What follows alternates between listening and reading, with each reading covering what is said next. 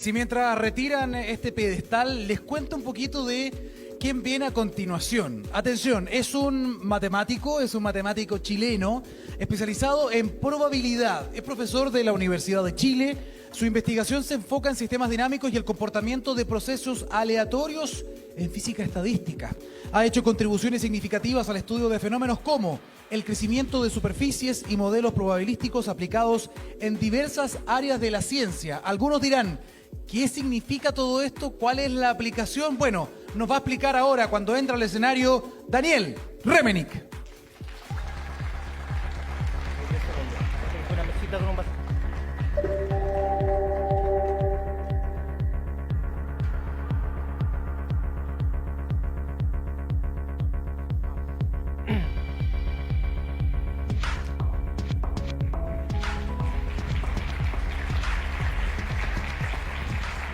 Buenas tardes y muchas gracias por estar acá.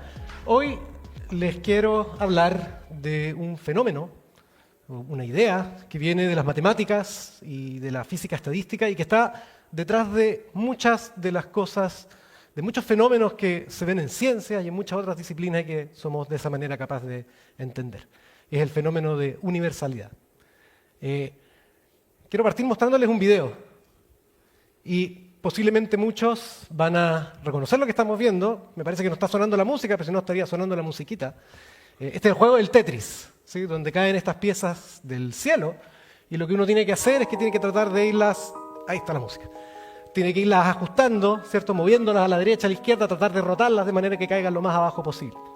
Y lo que se tienen que imaginar acá es que este es un tablero súper grande y en este tablero están cayendo, a lo mejor el jugador se quedó dormido, entonces caen todas estas piezas. Y lo que quiero que se fijen es en cómo va creciendo el borde de este Tetris que está creciendo.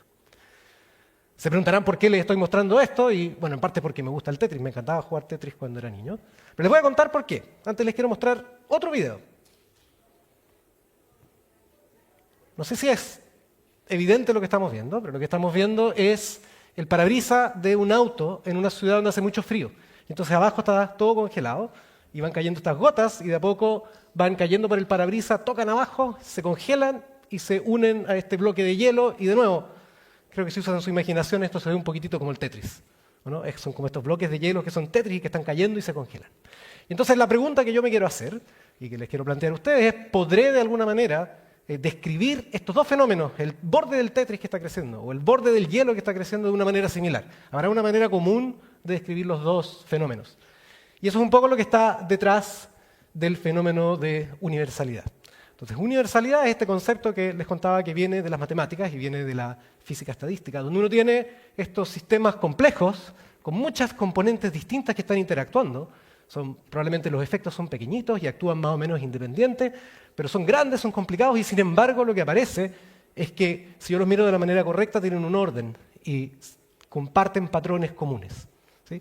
Y lo importante acá para poder ver este fenómeno de universalidad es que no lo quiero mirar muy de cerca, no quiero mirar cada pieza del Tetris, no quiero mirar cada pedacito de hielo, sino que los quiero ver de lejos y tratar de ver cuál es el orden que aparece. Entonces, quizás una buena manera de pensar en eso es pensar, por ejemplo, en este líquido que está cayendo, tenemos esta pequeña cascada, y me puedo hacer la pregunta de cómo puedo tratar de describir la manera en que se mueve este líquido. Bueno, el líquido está formado por un montón de moléculas, ¿cierto? Una cantidad gigantesca de moléculas. Y finalmente, más allá de las fuerzas externas a las que esté sujeta este líquido, son las moléculas y todos los choques que tenemos entre distintas moléculas la que está definiendo cómo se mueve este líquido. Pero por supuesto, si yo quiero tratar de entenderlo, no es muy buena idea tratar de mirar cada una de estas partículas, ver cómo chocan y seguirle la pista a cada partícula por separado. Eso se hace completamente intratable y no es la buena manera de hacerlo. Entonces, lo que hacen los científicos es que tratamos de abstraernos de los detalles y mirar este líquido como un todo, ¿sí? Y tratar de encontrar ecuaciones físicas o ecuaciones matemáticas que se pueden usar para describir cómo se mueve este líquido. Y lo bonito es que estas ecuaciones no son únicas para el agua, sino que, por ejemplo, acá tenemos el ejemplo de una taza de leche donde cayó algo, quizás una galleta, hizo que salga la leche hacia afuera. La leche es un material distinto que el agua, ¿sí? No son las mismas moléculas. Sin embargo, finalmente el comportamiento que vemos es el mismo. Son las mismas ecuaciones las que están describiendo cómo se mueve esta leche al saltar con esta pequeña cascadita. Ahora, el tipo de problemas de universalidad que a mí me interesan y en los que yo trabajo son aquellos que están inmersos en la teoría de probabilidad, lo cual significa que tienen aleatoriedad debajo. Entonces, una manera quizás clásica de pensar en aleatoriedad es lanzar una moneda. Pues aquí estamos haciendo el experimento de lanzar una moneda, en este caso de 500 pesos, y quiero contar cuántos sellos y cuántas caras me salen. Sí, entonces, una cosa que podría hacer para contarlo es simplemente sumo 1 cada vez que me sale sello, resto 1 cada vez que me sale cara, y me quedo en este caso con esta suma que me da más 1, que me dice que me salió un sello más que una cara. Ahora, para observar universalidad en el sentido que yo les estaba contando, lo que tengo que hacer es lo que quiero ver a gran escala. ¿Sí? Entonces quiero repetir este lanzamiento muchas veces. Y para hacer eso, puede ser una buena idea cambiar un poco la perspectiva. ¿Sí? Entonces ahora lo que me quiero imaginar es que en vez de estar lanzando moneditas, lo que voy a hacer es que voy a tener una pelotita que cae del cielo y pega en estos pins. Y cada vez que cae, salta a la derecha con probabilidad 50% y a la izquierda con probabilidad 50%. Y de esa manera, por ejemplo, cuando salto a la derecha corresponde a un sello, cuando salto a la izquierda corresponde a una cara, y una vez que veo a dónde cayó la pelotita, con eso le seguí la pista a cuántas caras y cuántos sellos me salieron. ¿Cuál es la ventaja de haber hecho esto? Es que ahora me puedo imaginar, por ejemplo, que tengo un tablero súper grande, ¿sí? Con muchos pins que están cayendo, y entonces tengo una pelotita que cae de muy arriba y corresponde a lanzar muchas monedas. O, incluso, puedo imaginarme qué pasa si tiro muchas pelotitas a la vez. Y si uno hace eso, lo que observa es esto acá que se conoce como un tablero de Galton, donde tengo esta pelotita que está cayendo, ¿sí? Pero son muchas a la vez, y lo que quiero hacer es fijarme cómo se ve el patrón de estas pelotitas abajo al correr. Y el video que les muestro ahora son 3 realizaciones distintas del mismo experimento. Y en estas realizaciones, si se fijan, bueno, hay pequeñas diferencias entre una y otra, pero básicamente lo que estamos viendo es la misma curva. ¿Sí? Esta curva en amarillo que aparece aquí en las 3 repeticiones con este tablero de Galton. ¿Sí? Y quizás algunos lo van a haber reconocido, pero esta curva se conoce como la famosa campana de Gauss, o la curva de Gauss. Tiene una fórmula explícita que escribí ahí. Acá la grafiqué, ¿cierto? Y si se fijan, es la misma que está tomando la distribución de estas pelotitas que cayeron por este tablero. Ok, esto es muy bonito, pero esto no es exactamente universalidad. Lo que es universal acá es que esta misma curva nos aparece en muchos otros contextos. Entonces, por ejemplo, puedo repetir un experimento similar, pero en vez de lanzar monedas, puedo lanzar dados. Entonces, en este caso, lo que estoy haciendo es que estoy imaginándome, esta es una simulación de que lancé 30 dados, o 30 veces el mismo dado, y quiero ver la suma de las caras. ¿Sí? Entonces, puedo después repetir el experimento muchas veces y puedo hacerme la pregunta, ¿cuántas veces me salió 100? ¿Cuántas veces me salió 110 al sumar? Y si hago un gráfico de barras de esta manera, otra vez veo esta misma curva de Gauss. ¿Sí? Entonces, esto aparece en muchos contextos como este, cada vez que quiero sumar efectos pequeñitos que son independientes. Y después hay algunos ejemplos que ya son más aplicados, si quieren. Por ejemplo, ¿qué pasa si quiero mirar la distribución de las alturas de la población chilena, por ejemplo, en un cierto segmento de edad? Entonces voy a tener gente que es más pequeña, gente que es más alta, y si la pongo toda esta en un gráfico, voy a ver algo así. Por supuesto, ese no es un gráfico real, pero lo que voy a ver es que esta distribución se ve de nuevo como esta campana de Gauss. Y un fenómeno relacionado y súper relevante es que este fenómeno, el de universalidad que les estoy contando, que técnicamente se conoce como el teorema central del límite, está en la base de la estadística. Entonces, para imaginárselo, podemos pensar en que hay una elección y tenemos encuestas que nos dicen que a lo mejor un candidato va a sacar 52% y el otro va a sacar 48%. Y la manera en que esto se hace, la manera en que se modela, es que me puedo imaginar que a lo mejor el candidato A es cara y el candidato B es sello y uno tiene mayor probabilidad que el otro o algo así.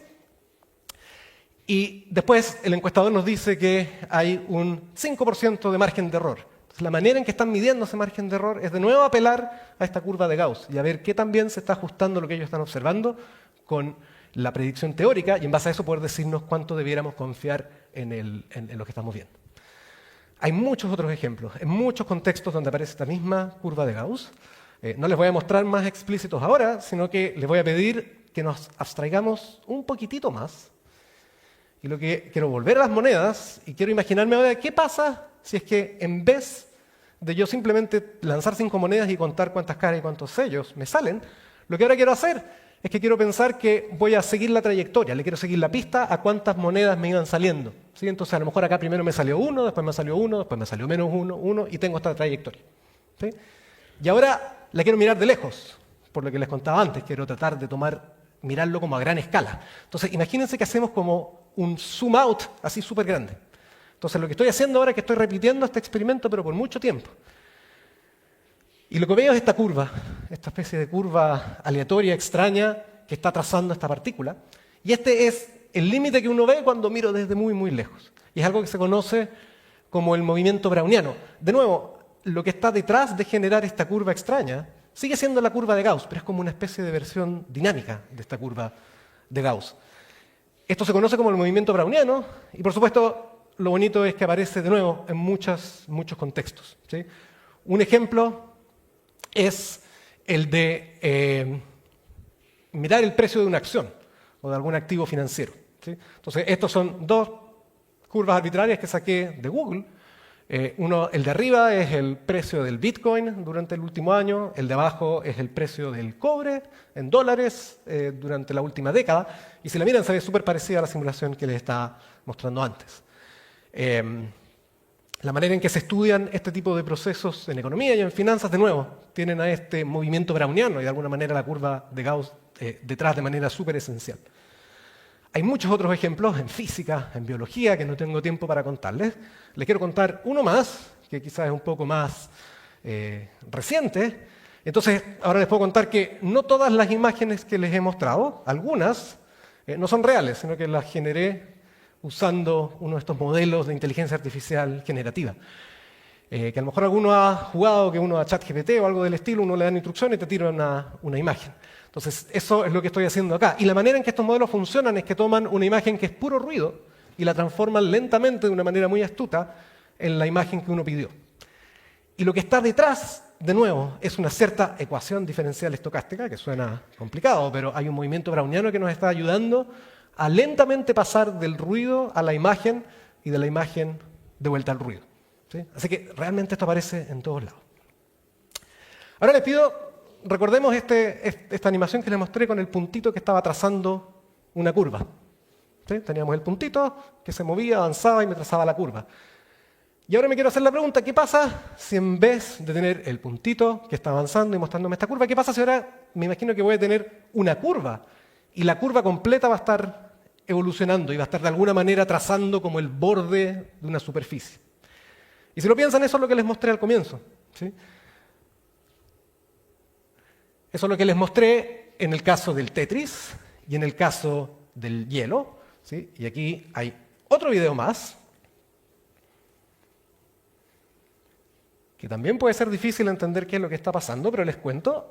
Este es un parque en La Rioja, en España, y hay un bosque de álamos. Y estos álamos tienen unas pelusas blancas que caen al suelo, ¿sí? Que es lo que se puede ver al lado izquierdo, y a alguien, no me pregunten cómo, se le ocurrió prenderle fuego a estas pelusas. Por favor, no lo vayan a intentar en sus casas, pero le prendió fuego a estas pelusas y el fuego empieza a avanzar. Pero estas pelusas se queman tan rápido que no alcanzan a prenderle fuego al pasto, y entonces el fuego avanza y tenemos este frente de combustión moviéndose hacia la izquierda. Bueno, creo que pueden adivinar ahora, o espero, cuál es la pregunta que me voy a hacer. ¿Qué tiene en común el borde del Tetris, el borde del hielo y el borde de este frente de combustión que está avanzando? O dicho de otra forma, ¿hay alguna manera de describirlos de manera común? ¿Sí? ¿Existe algún análogo de algo así como la curva de Gauss en ese contexto? Y la respuesta es que sí. Es algo que se conoce como el punto fijo KPZ, es un nombre técnico, y es lo que estoy tratando de simular ahí. Y esto fue fruto del trabajo de muchos matemáticos, muchos físicos durante, a estas alturas, ya casi 40 años, que finalmente llevaron en algo que pudimos hacer con un par de colaboradores hace algunos años, a una descripción súper clara de qué es este objeto. Entonces tienen que imaginarse en este objeto que está creciendo hacia arriba, como la curva gaussiana, de alguna manera, que le está correspondiendo, así como esta cosa universal, no es gaussiana, pero esta cosa universal que describe al movimiento de este frente, ya sea del Tetris, del hielo, del fuego, o muchos otros, ¿sí? Entonces, les quiero mostrar algunos más. Por ejemplo, se pueden imaginar en el borde de un papel que se está quemando, ¿sí? Entonces, cuando uno le prende fuego a un papel, ese frente empieza a avanzar y avanza con los mismos patrones que les mostré antes. Ese es uno. Otro ejemplo bien distinto tiene que ver con crecer una colonia de bacterias en un plato de Petri. Entonces, si uno tiene esta colonia de bacterias que está creciendo y va mirando el borde de la colonia a medida que esa colonia está creciendo, de nuevo, se ven este mismo tipo de objetos, este mismo tipo de distribuciones que corresponden a la simulación que les mostré antes. Otro ejemplo, estas son fotos de un tumor creciendo, un tumor de piel creciendo. Y de nuevo, el borde del tumor tiene las mismas características, ¿sí? Se comporta de la misma manera que la que les mostré antes.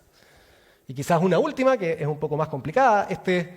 Esta imagen viene de un experimento que hicieron unos físicos japoneses hace ya varios años, que involucra turbulencia en cristales líquidos. Pero lo bonito de esto es que estos físicos pudieron medir exactamente las predicciones que hace la teoría que les estoy contando. Entonces ahí pudieron ir a medir con todo detalle y ver que las distribuciones que aparecen corresponden a las de esa simulación que yo les mostré. Y después hay algunos ejemplos que son súper distintos, ¿sí? Que a lo mejor son sorprendentes, que no tienen nada que ver a primera vista con el crecimiento de una interfaz. Acá les doy un ejemplo, y este es el ejemplo de si estoy en una ciudad, por ejemplo en Santiago, y quiero ir de un punto a otro punto. Entonces le quiero preguntar a alguna aplicación, no sé, como Google Maps o como Waze, ¿cuánto me demoro? ¿Cuál es la ruta óptima para ir de este punto a este otro punto? ¿Y cuánto me voy a demorar? Y entonces, bajo ciertas hipótesis, acá estoy idealizando, pero si me imagino que el tiempo que me demoro en pasar por cada calle es aleatorio y más o menos independiente, resulta que ese tiempo, el tiempo que me voy a demorar de ir de acá a allá, también puede ser descrito por estas mismas distribuciones que les estaba contando. Así que realmente aparece en muchos lados. Hay un ejemplo más que no tengo mucho tiempo para describir, pero tiene que ver de nuevo con algo que parece similar, aunque es un poco distinto, y tiene que ver con cuánto tiempo tengo que esperar la micro en un paradero. Y bajo ciertas condiciones de nuevo aparecen el mismo tipo de objetos. Ya, esta es una charla de matemáticas, así que tenía que terminar, al menos en algún momento, mostrarles una ecuación. Ahí hay una ecuación, esa se llama la ecuación de KPZ. Pero más allá de eso, ¿qué es lo que aprendimos? Bueno, primero aprendimos que existe este fenómeno de universalidad, que a mí nunca me deja sorprender. Y acá teníamos 3 ejemplos, la curva de Gauss, el movimiento browniano y este punto fijo KPZ. Y lo que nos hace darnos cuenta que fenómenos complejos que pueden parecer muy, muy difíciles de estudiar, finalmente tienen un comportamiento que es común, y eso nos permite entenderlos, nos permite modelarlos y nos permite muchas veces incluso manejar sistemas complejos en la realidad. ¿Sí? Y lo segundo que espero que sea claro de la charla es que la matemática es una ciencia o una disciplina viva, súper activa, un poco distinto quizás a lo que uno se imagina cuando se piensa en un curso en el colegio, un curso cálculo en la universidad. Es una disciplina que nos da herramientas, nos da un lenguaje y nos da un marco conceptual para hacernos preguntas interesantes sobre el mundo, tratar de responderlas y utilizarlas en la realidad. Muchas gracias.